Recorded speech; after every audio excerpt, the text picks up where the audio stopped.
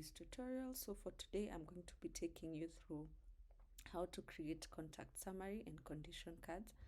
So the first thing we're going to do is to create a blank project, and we'll do that from following the documentation on the local setup.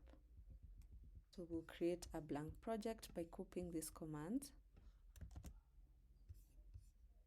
So I'd like to create the blank project on desktop, so I'll cd to desktop and then copy the command. So once I'm done with that, if I go to my desktop, I can see that I have CHT app tutorials, which is the blank project. So we'll go back to the building contact summary documentation. So once you have created the blank project, we will go and see if it created a contact summary templated.js file.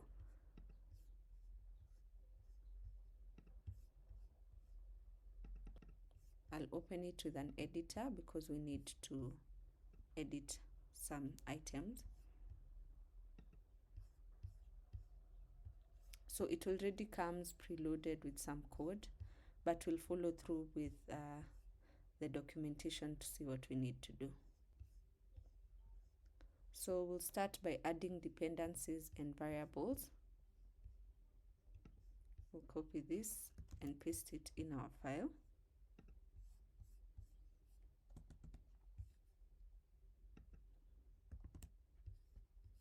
You can delete this, the one that was pre-loaded with your form.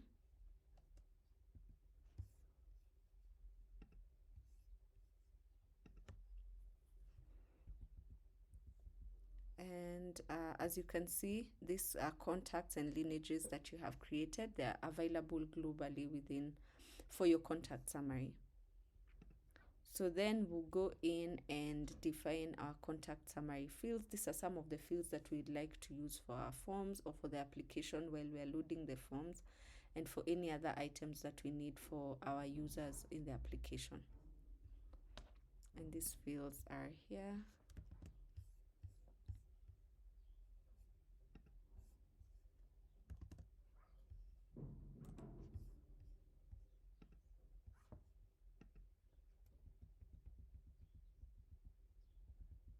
And then we'll go ahead and export these fields.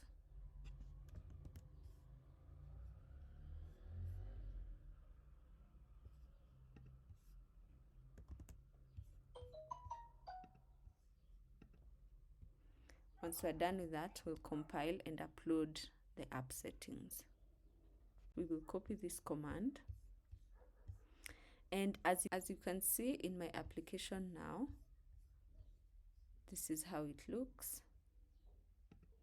Targets for people, for reports, for tasks, and for messages. So we'll go ahead and run this command.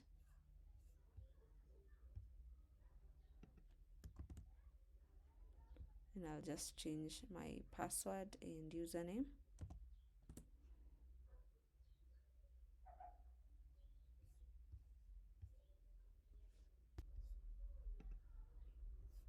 If I go to a specific person, I can see the different fields here for the ID, age, sex, phone number, and to which area they belong to. These are some of the fields that we had added here in our contact summary templated.js file. So as you can see, there's patient ID, there's age, there's sex. We did not have a phone number, so it's just blank there in the parent. So that is what you're able to see in the contact summary of this specific patient file. Let's say, for example, we'll add just something random just to see that it actually reflects. So if we were to add something like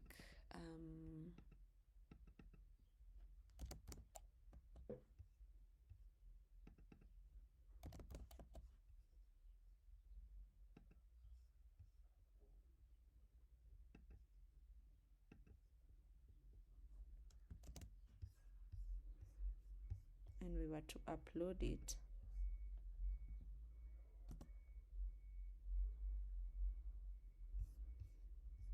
then if we go back and sync,